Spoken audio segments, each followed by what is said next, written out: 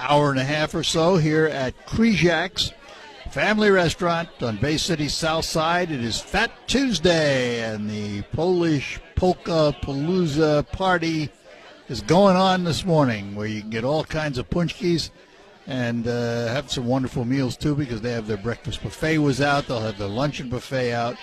And it has been a busy, busy place this morning. And in looking for someone to talk to at 10 o'clock this morning during this hour, I found a friend who I could Shanghai. And that's exactly what I did. I have known this guy for, 40 years probably. When I first met him, he was, I think, concertmaster of the symphony under Leo Najar, and known him ever since. He is a phenomenal musician with the violin. He is a New York Life insurance agent, has a New York Life agency, and has a few other issues going on in his life besides. But he is and he also has a program on Delta College's public radio, and he is Rod Bieber. Good morning. Good morning. You don't look Shanghaied, but I Shanghaied you. Well, that just goes to prove if you don't have security at the front of the desk, you can worm your way onto the station. I have been listening to you do the Fat Tuesday broadcast for years, and You finally decided to come up and Well, it was funny. I had some errands to do this morning, and I thought, I'm going to go up and get some punchkis. I've never done that. I'm going to see what it's all about. And I almost got them and walked out, and I thought, no, I'll go see Art. And here I am. And Art said, don't leave. Don't leave. So I want to talk about a lot of things. Some of them are pretty personal because you have some health issues, and yeah. I think it's good to talk to people who suffer with some of these things so that others know that you can still get on with your life and do things.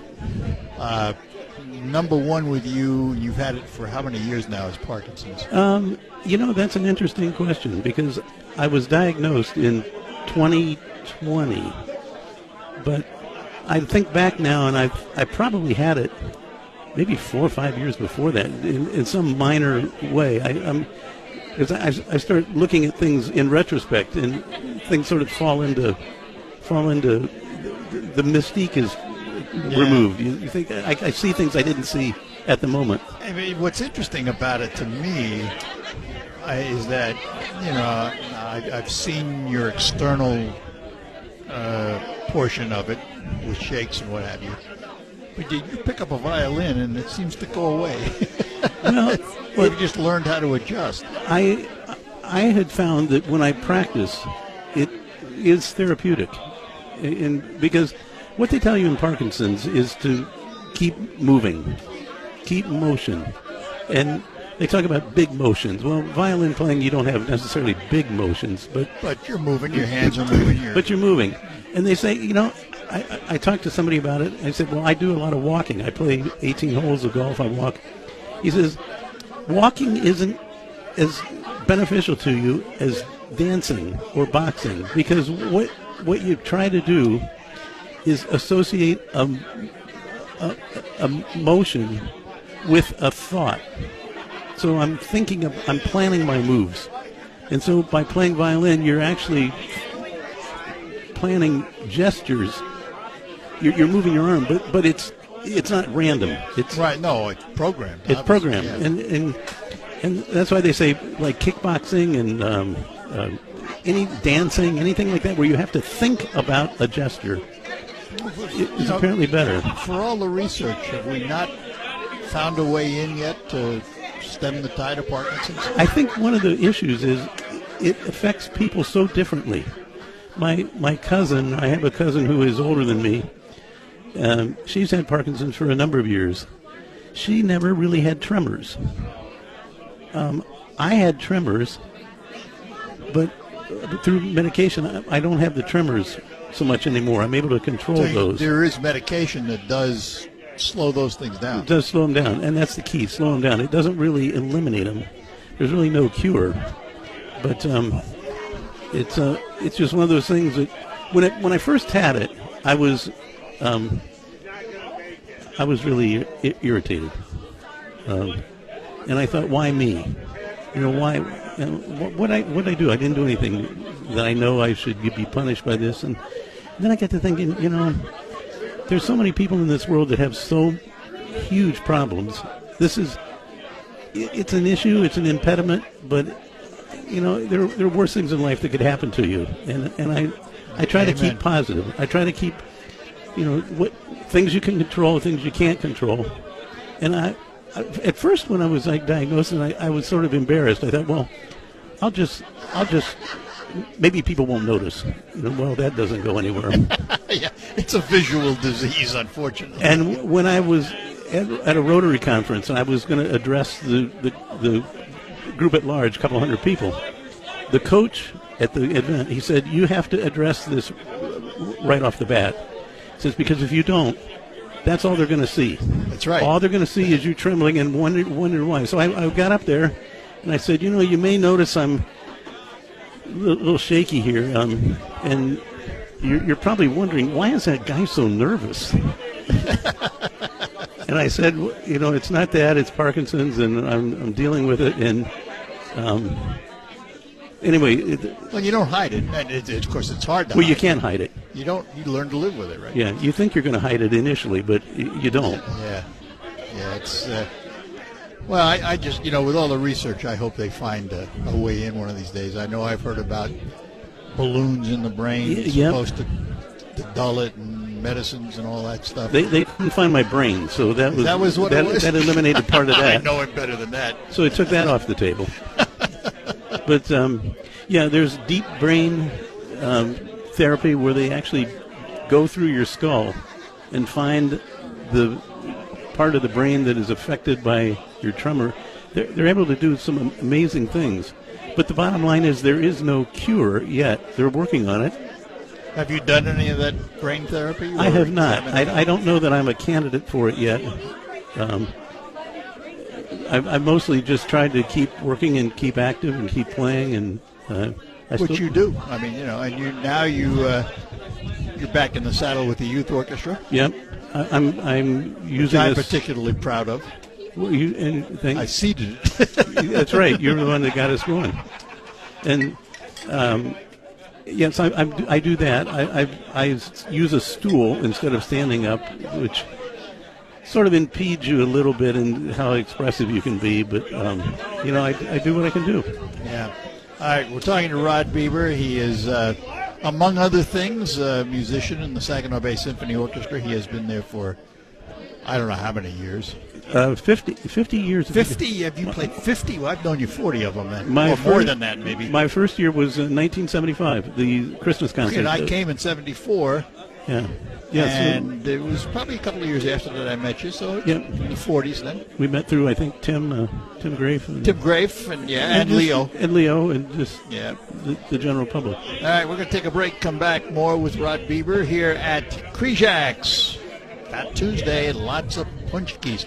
Let me talk about your sleep. You know, in this day and age when we're asked to do more for less, and theoretically, you spend a third of your life there, you need a quality sleep, and you can get a quality sleep with a quality mattress. And that's from Sanitary Mattress. And they're located out on Janes Road, east of Harry Brown Airport. And one of the neat things about it is they custom make the mattress for you right there in their shop, and deliver it to your home with a 1-hour delivery window so you don't have to wait around for them all day.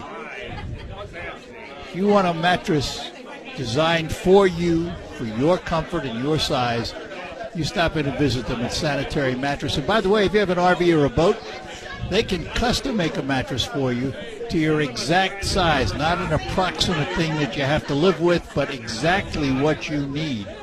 It all happens at Sanitary Mattress. Give them a call or stop out, visit them east of Harry Brown Airport on Janes. They've been serving the community since 1935. Sanitary Mattress. Stop out and visit them and get the mattress you deserve so you get quality sleep. It could be the best years of your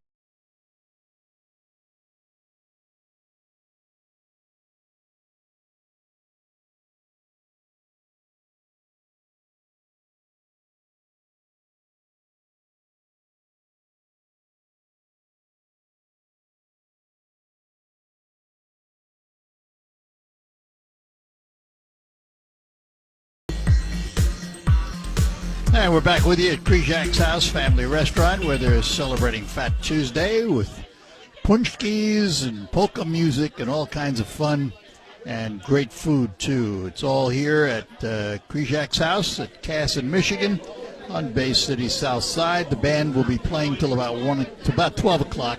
The punchkis, they think, will last into the early afternoon, and they are really the old-fashioned way of making a punchki, lard and all. So if you're counting calories, you might want to think about it. Anyway, we have a guest with us today. He is Rod Bieber, who I've known. We were just talking about it. Probably known him for 45 years, thereabouts. Tremendous musician. I don't think I ever asked you, what led you as a young man to the violin, of all the instruments? It's an interesting story. Well, I think it's interesting, but then who knows?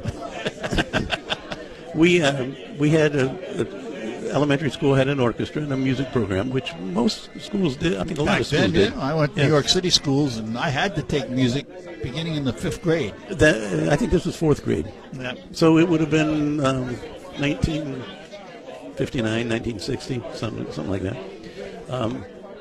All the kids went to the auditorium to watch the big orchestra, the 8th grade orchestra play. Of course, as a kid, you're sitting out there watching these kids, and they sound like a professional, the New York Philharmonic. You don't know. They sound great. Yeah. I think that's exciting. I want to do that. So I went home and told my parents, I'd like to study an instrument. They said, well, figure out what you want to play. And so I went to the auditorium. Then, like the next week, with the music, we had a traveling music teacher that taught at various schools. She wasn't there full time, but So the orchestra, the kids that were going to play an instrument arrived, and she gave an ear training test. She'd play a note on the piano, sing this pitch, pitch, blah, blah, blah. Okay. I'll tell you where I did that. I was accepted into the Fame High School in New York. Okay. And they put you through that at the piano. Yeah, they just want to make sure that you've got some kind of aptitude. Yeah. So apparently I passed the first hurdle, and they went around the room and asked everybody what they wanted to play. So she went down the line, started like a couple rows behind me, and pointed to Tom. Yeah, I'm a trombone. Okay, French horn, trumpet. And then before me, it was like flute, violin. She pointed at me. I said violin because the people before me said violin. I don't think I really knew what a violin was. But I figured, okay, if these cool people are playing violin, that's what I want to do. So I went home and told my parents I'm going to start the violin, and they said, well, that's great. And do you know what violin is? No. Well, let's go look. So true story. So, if 3 people before me had been accordion, you might have been playing. I'd be up there playing with the polka band. But I was spared that. Well, I played the clarinet. You played clarinet, yeah. I backed into it, though, because I wanted to play drums in the worst way in the world. I lived in a New York apartment building. My parents said, that ain't going to happen. No. We have neighbors that we have to get along with. Yeah. And actually, it's really funny. Somebody put a violin in my hand. Really? At school. They said, well, you ought to play one of these. And I said, no, I want to blow on things. So ended up with a clarinet. Well, nothing can sound as bad as an early violin, I think. Well, early clarinet is pretty brutal, too. Pretty good. Yeah. I have to tell you, funny story about that. Leo Najjar was a good friend. Yeah. And you remember Leo. Former conductor of the Saginaw Bay Symphony Orchestra. 11 years worth. And he lived, when I first met him, he lived in Ann Arbor. Yes. And so on one of his birthdays in Ann Arbor, I knew he wasn't home because he was up here. So I called his answering machine. I took out my clarinet, and I squeaked the worst version of Happy Birthday you can ever imagine in your life. And then just hung up. No announcement of this Nothing. was art? About a year later, my late wife threw a birthday party for me. And Leo and his then wife were invited, and some other folks, and we're sitting in the living room, and Leo says, "Oh, I got the orchestra to do something for you." I said, "You did?" He says, "Yeah." He says, "You got to listen to this." I put it in the cassette deck. It was my clarinet coming back at me. He'd saved it, waiting for He knew it was you. He knew it was me. And that was probably in the days before there was caller ID. Probably, but he knew it was me. I'll never forget that. It was really A lot of good memories. a lot of good memories of Leo and all that. I was on the board at the symphony at that time when Leo was there. And Yeah. it was an interesting time. Well, growing up, I met him at University of Michigan when I went there for my master's, and we just hung out all together. I mean, all the time together. He was just, if you were having a party, you would invite Leo. Yeah, It just yeah. Well, and I mean, you were named concertmaster. You had some serious chops. yeah. I think I played and pretty it's well. a long haul from thinking, well, I'll play the violin, but it's not my career. Yeah, Attending up at a symphony. I mean, you must have liked it. I did like it, and You still do like it. You I still love do. it. I think I believe every kid should play sports and every kid should play music. You should do Yeah. both. And the joy, the things I've done through music have been amazing. I mean, I've been incredible places. I met incredible people. I just had so much fun. I played with the symphony and we played all the symphonic work, but there are a lot of other things that we would play from time to time. Pops concerts. Pops concert. But the personnel manager was booking for other days. I played with Mannheim Steamroller probably 6 times. Did you really? Yeah, over the course of when they would come to town. Yeah. They hire strings. So we play and the singer Anne Murray. Yeah. Played with her a number of times. Electric Light Orchestra, Smokey Robinson. Oh, wow. Donnie Osmond. Osmond. Yeah. And just things I would have never had an opportunity to do in another profession. Well, But- it's like radio. People I've met and interviewed, I never would have been able to do it. I've interviewed 7 presidents. That wouldn't happen if I wasn't in radio and doing what I'm doing. It's a blessing to be able to do something you love. When you interview a president, do you think about what can I ask this person that's never been asked before? And No. you can't do that. I don't do that. How do you approach that? I approach the president the same way I approach you. You sat down here and you said, "What are we going to talk about?" I said, "I don't know." Yeah. And when I go into an interview with any important person, I know the subjects I want to talk about, but I never pre-program questions. And I have rules. I never provide a guest questions, Yeah. and I never accept their questions because I don't want written answers. I want a conversation. Yeah. Now, if I have somebody on and it's a particular topic and there are certain bullet points we need to touch on, I may write down a couple of words. But I'm the same way when I have to give a speech. I had to give the toast to the president at the Saginaw Club Yes. a few years ago. Yeah. Which was great. My speech consisted of 4 words on a card. Are you kidding me? No, that was it. As a matter of fact, they called me the next day. They said, "Well, we send this to the White House, and we're looking for your transcript." I said, "There is none. You're going to have to transcribe it." And they did. That's funny. So, I mean, that's just the way I'm sure you have your way of approaching the violin. You've been taught the right way to do it, but you also develop your own personal style and skill. It's no different in what I do. Yeah.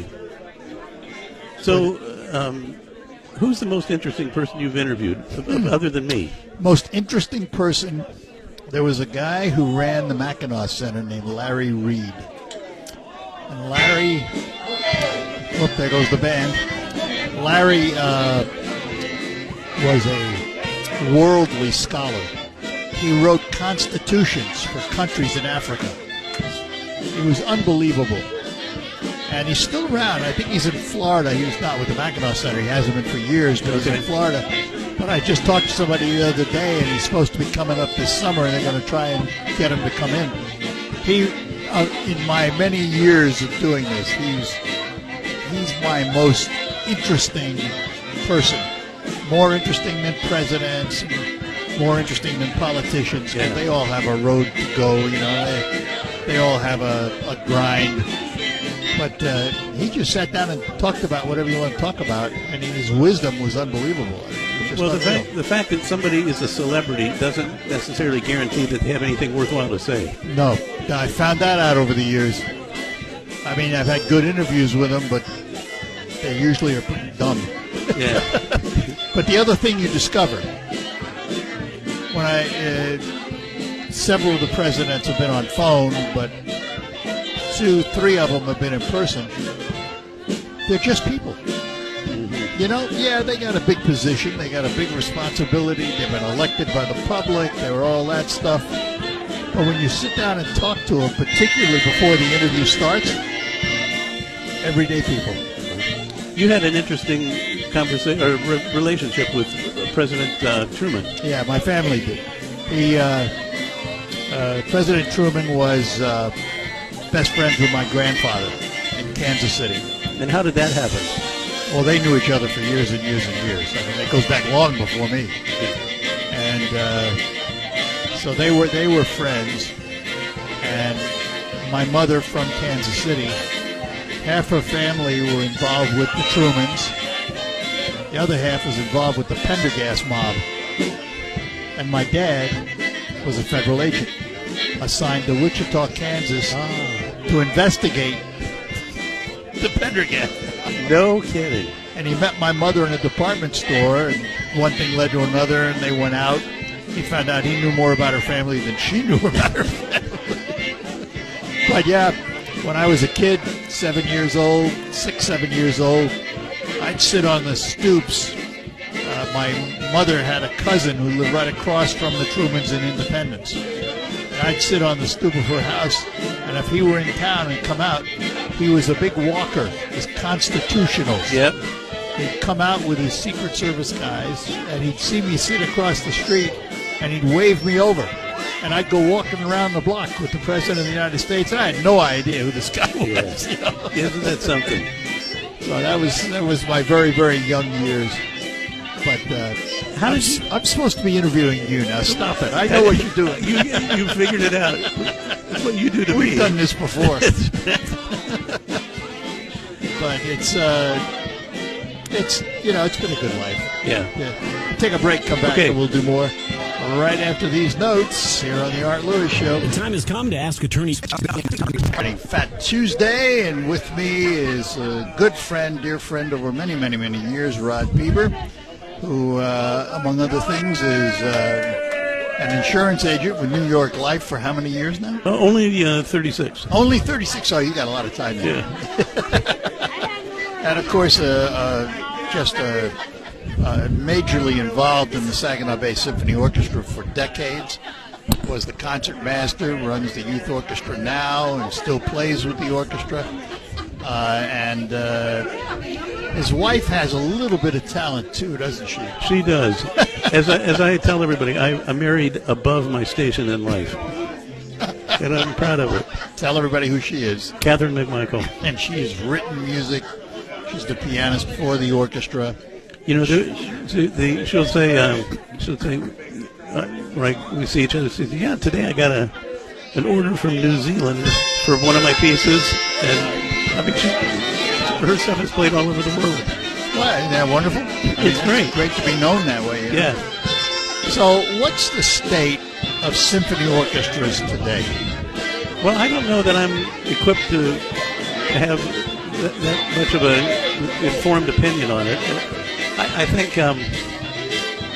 they got to be relevant.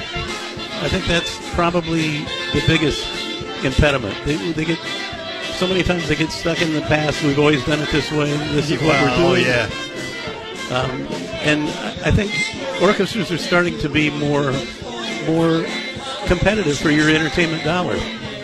They've had to add Pops concerts to do that, haven't they? They have, and Pops concerts are not necessarily dumbing down or anything like that. I mean, there's some of the greatest music written right now is film music. John Williams, I mean, fabulous music. You can say it's Pops, but so what? I mean, it connects with people. When I think of couple of the pieces we're doing on the youth orchestra concert with our youth orchestra, 2 Hungarian dances by Brahms. Okay, we're playing Brahms. We're playing Hungarian dances. It's pop music. It's folk music. It's dance. And a lot of it's recognizable. Yes. 'Cause a lot of it's been used in commercial music, you know. That's right. So I think the ones that, the orchestras that figure it out and figure out a way to get people in the door by multimedia extravaganzas, incorporating, maybe not doing full symphonies, but doing selections from symphonies. I think they'll survive. And the ones that don't, I mean, that happens. Yeah, it does. That's the unfortunate part. I think the Saginaw Bay Orchestra is doing well.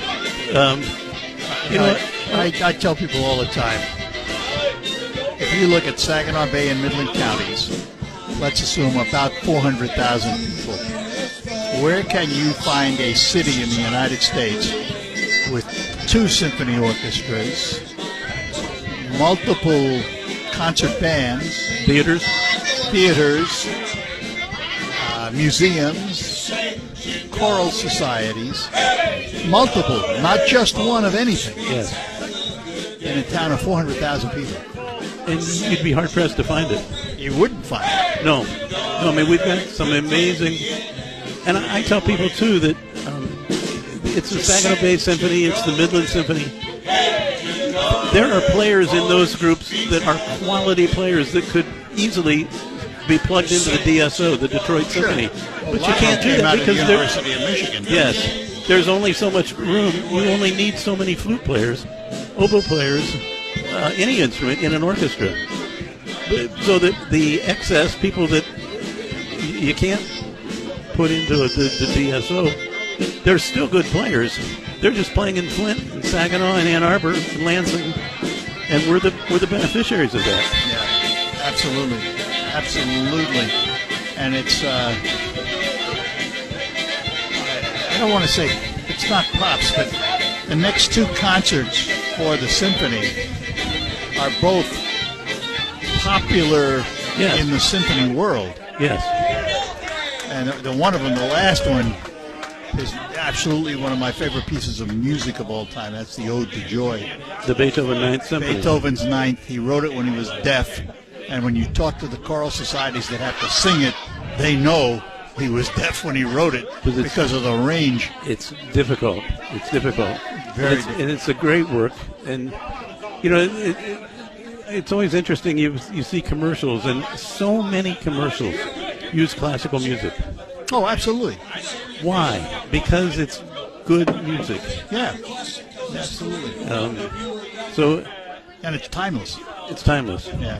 All right, one more break here, and we'll finish up talking to Rod Bieber. We'll be back here at Krijak's house after these notes. Jeff Gronsky here, back.